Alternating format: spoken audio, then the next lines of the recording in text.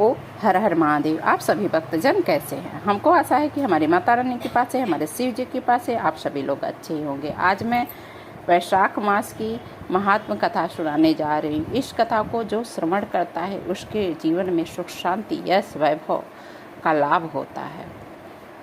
कथा करने से पहले आपसे अनुरोध करना चाहती हूँ कि यदि आप हमारे चैनल पर नए हैं तो कृपया करके लाइक करिए, सब्सक्राइब करिए और शेयर करिए। पूरी कथा अवश्य सुनिए जिससे कि आपको पूरा फल प्राप्त हो सके। तो आइए हम लोग प्रथम अध्याय की तरफ चलते हैं।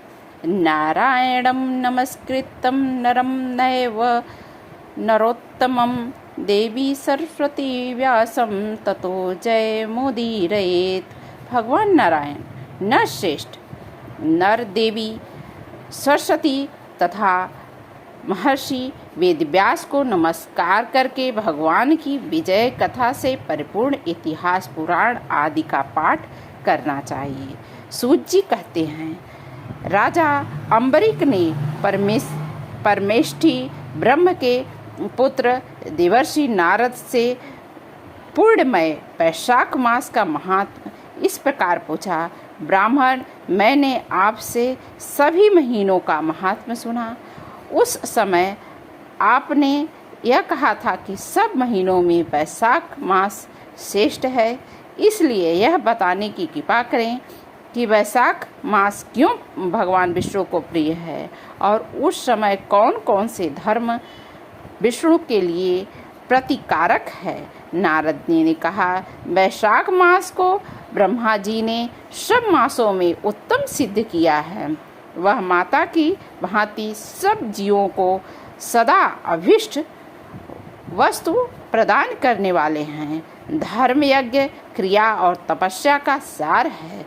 संपूर्ण देवताओं द्वारा पूजित है। जैसे विद्या में वेद, मंत्रों में प्रसव, वृक्षों में कल्प वृक्ष, धेनुओं में कामधेनु, देवताओं में विष्णु, वर्णों में ब्राह्मण, प्रिय वस्तुओं में प्राण, नदियों में गंगा जी, तेजों में सूर्य, अस्त्रों में चक्र, वस्तुओं से सुवर्ण, वैष्णों में शिव तथा रत्नों में कस्तुभ्रमणी है।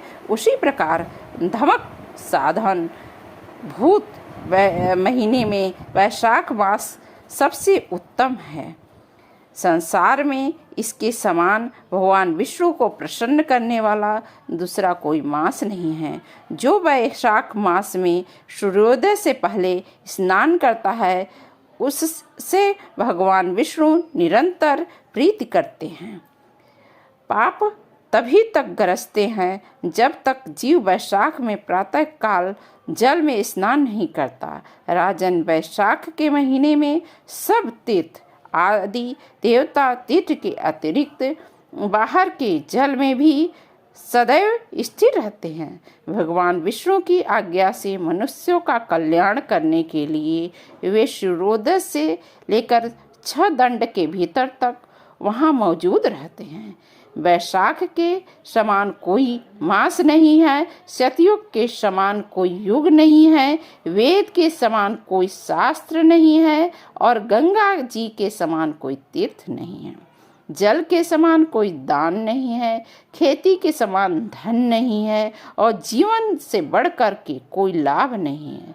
उपवास के समान कोई तप नहीं है, दान से बढ़कर कोई सुखी नहीं है। दया के समान धर्म नहीं, धर्म के समान मित्र नहीं, सत्य के समान यश नहीं, आरोग्य के समान उन्नति नहीं। भगवान विष्णु से बढ़कर कोई रक्षक नहीं। वैशाख मास के समान संसार में कोई पवित्र मास नहीं है, ऐसा विद्वान मतों का मत है। वैशाख श्रेष्ठ मास है और शेष साई भगवान विष्णु को सदा प्रिय है। दानों से जो पूर्ण होता है और सब तीर्थों में जो फल होता है उसी को मास में वैशाख मास केवल जल दान के करके प्राप्त कर लेते हैं। जो जल दान में समर्थ है, ऐसे ऐश्वर्य की अभिलाषा रखने वाले पुरुष को उचित है कि वह दूसरे को प्रबोध करें, दूसरे को जलदान का महत्व समझावें। यह सब दोनों से बढ़कर हितकारी कुछ भी नहीं है। जो मनुष्य वैशाख में सड़क पर यात्रियों के लिए प्याऊ लगवाता है वह विष्णुलोक में प्रतिष्ठित होता है। निपश्रेष्ठ पपादान पौशला का या प्याऊ देवताओं और पितरों तथा ऋषियों को अत्यंत प्रीति देने वाला होता है। जिसने प्याऊ लगाकर रास्ते के थके मादे मनुष्यों को संतुष्ट किया है उसने ब्रह्मा विष्णु शिव आदि देवताओं को संतुष्ट कर दिया। राजन, बैसाख मास में जल की इच्छा रखने वाले को जल, छाया की इच्छा रखने वालों को छाता और पंखे की इच्छा रखने वालों को पंखा देना चाहिए।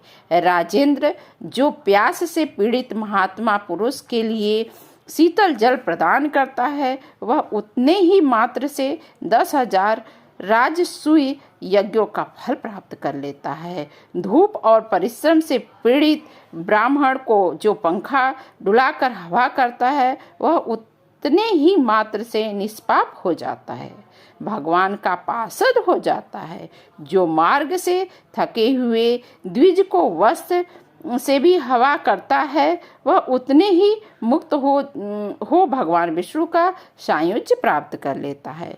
जो शुद्ध चित्त से ताड़ का पंखा देता है वह सब पापों का नाश करके ब्रह्मलोक को प्राप्त कर लेता है।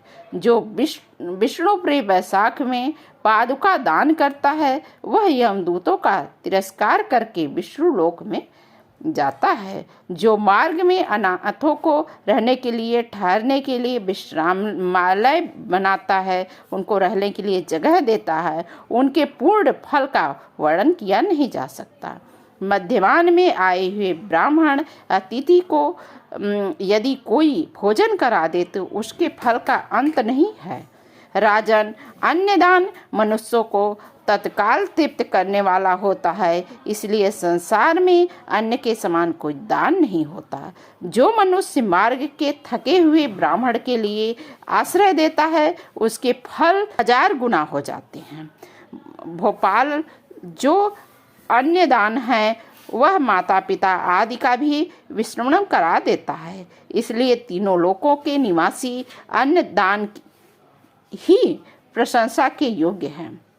माता और पिता के केवल जन्म के हेतु जो जन्म के समय जो अन्न देकर पालन करता है मनीषी पुरुष उस लोक में उसी को पिता का। तो यह कथा जान के आपको कैसी लगी? यदि कथा अच्छी लगी हो तो हमारे चैनल पे बने रहिए, क्योंकि वैशाख मास का महात्म्य और मैं कथाएं लेके आऊंगी तो आप उस कथा को श्रवण कीजिएगा। ओम हर हर महादेव।